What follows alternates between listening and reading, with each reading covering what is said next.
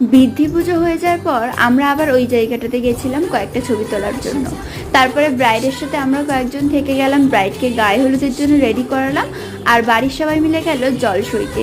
তারপর ওরা সবাই চলে আসার পর দেখো এখানে কত নাচ করছে, বাজনার তালে তালে সবাই নাচ করতে করতে শুরু হলো গায়ে হলুদের অনুষ্ঠান। গায়ে হলুদের অনুষ্ঠানটা শেষ করার পরে ব্রাইডকে সাজাতে আসার কথা মেকআপ আর্টিস্টের 2টোর সময়, আর এখন ঘড়িতে বাজে 1:45, এখনও রিচুয়ালস চলছে। তো বুঝতেই পারছো তাড়াতাড়ি করে আমরা সবকিছু করছিলাম, কেননা এদিকে না হলে ওদিকটাতেও দেরি হয়ে যাবে, আর বিয়ে রয়েছে গোধূলি লগ্নে, তো সেই জন্য সবকিছুরই তাড়াহুড়ো রয়েছে।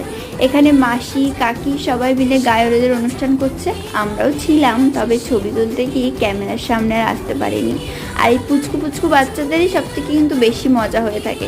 ছোটোবেলাতে আমরাও কিন্তু এরকমই মজা করতাম, কোনো টেনশন থাকতো না, শুধুই মজা। তো এরপরে কি করলাম সেটা হচ্ছে নেক্সট পার্টে। ভিডিওটা ভালো লাগলে লাইক করুন, টাটা।